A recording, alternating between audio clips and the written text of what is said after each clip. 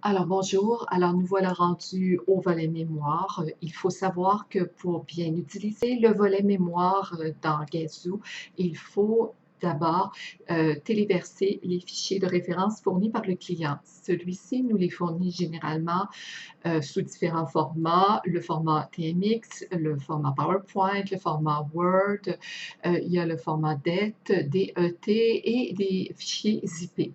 Alors, pour les téléverser dans Traduit, on s'en va sous la boîte d'interrogation. On peut cliquer sur Mémoire, mais mieux encore sur le lien Importer, aligner vos fichiers.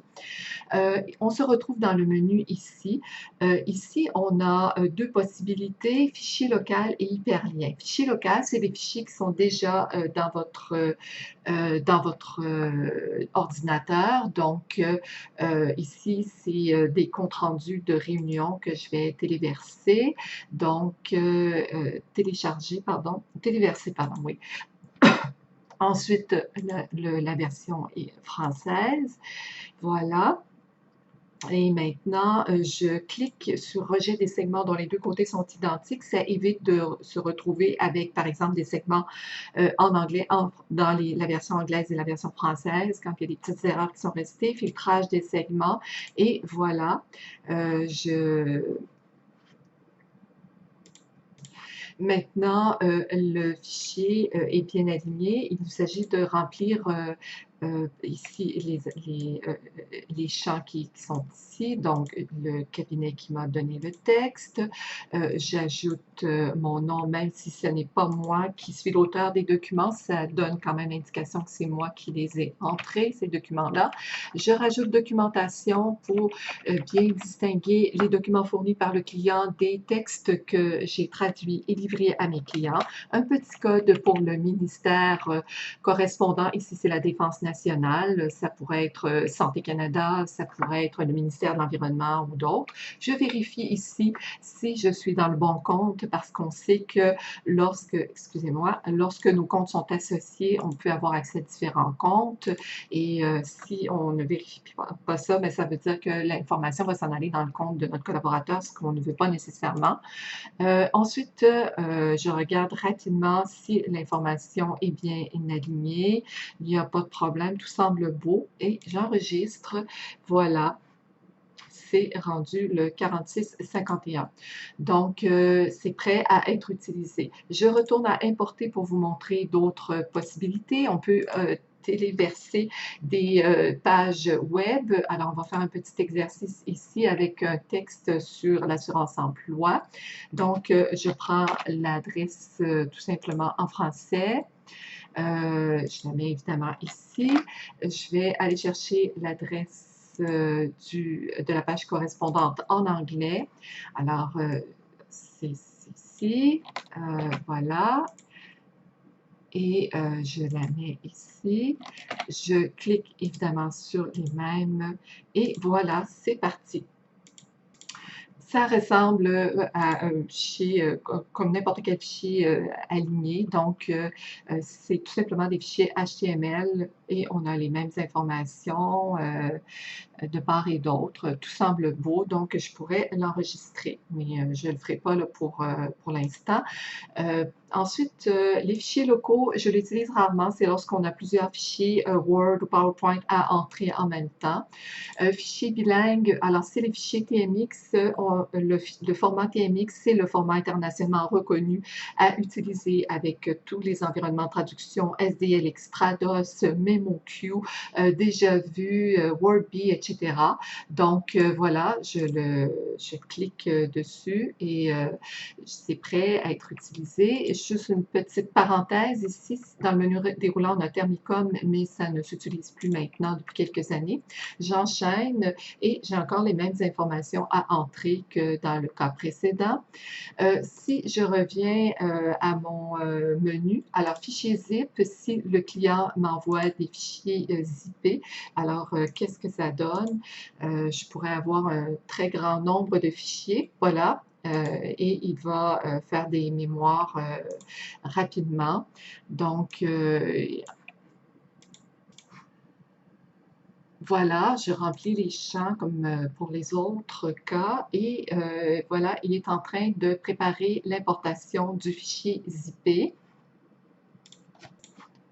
Et c'est ce que ça donne. Ici, on a deux fichiers, le 4652 4653 qui étaient zippés ensemble et voilà, ils sont prêts à être utilisés. Maintenant, nous allons passer au compagnon de Traduit dans Word. Il arrive parfois que l'onglet Traduit disparaisse lorsqu'on ouvre Word et il y a une petite procédure à faire pour éviter les problèmes. On s'en va dans Options, on s'en va ensuite dans Complément. Alors ici, j'ai la version française, là, ça ressemble, en anglais, je n'ai pas les équivalents, mais en tout cas, ici, on s'en va dans Éléments désactivés. Ici, aucun élément désactivé, donc c'est correct. Deuxième vérification à faire, on s'en va dans complément comme atteindre et on a une liste de compléments et on se rend compte que Traduit n'est pas coché. Donc, on le coche, il s'est décoché et il va se replacer.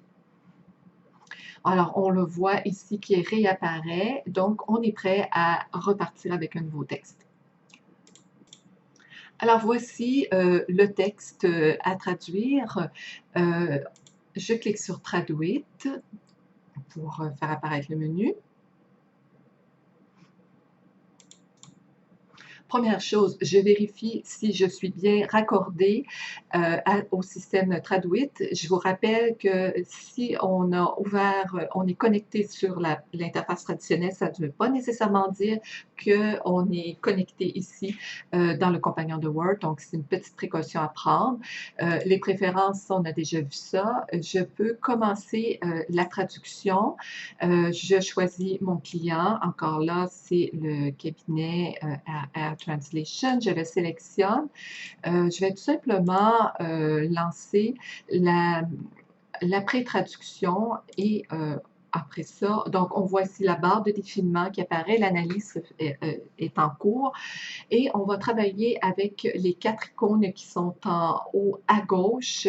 Je vais tout de suite les mettre sur la barre d'accès rapide parce que je vais vous dire pourquoi. C'est que c'est des icônes qui sont très que j'utilise tout le temps au début, pendant la traduction et la relecture. Et lorsque je change, mettons, je m'en vais dans Antidote ou je retourne à la page d'accueil, évidemment, je perds de vue tous les icônes de la barre d'outils de Traduit et ça me permet quand même de les garder ici là, en vue et de les utiliser sans problème. Alors, je reviens à Traduit.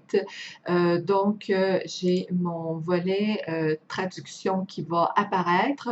J'ai l'explorateur de segments, j'ai le concordancier qu'on connaît déjà, qu'on a vu dans le volet recherche. Donc, ici, le volet, c'est ici qu'on voit la mémoire. Ici, le volet traduction en haut à gauche, il y a une partie qui est tout simplement la mémoire qu'on a versée. Alors, c'est des fichiers qu'on a versés tout à l'heure dans l'interface traditionnelle. On le voit par les numéros. On voit que c'est les mêmes numéros. Il y en a d'autres, 4652, c'est ce qu'on a fait. Donc ici, on ne peut apporter aucune modification, c'est-à-dire que je ne pourrais pas utiliser Alt-L pour faire une recherche dans le concordancier bilingue. Par contre, la partie du bas, on l'a vu dans le volet recherche, on peut sélectionner un terme et puis avec Alt-L, on l'envoie dans le concordancier. Oh, pardon, on va la vouloir fonctionner. Alors, Alt-L, voilà, il s'est placé et il me donne les équivalents qu'il trouve.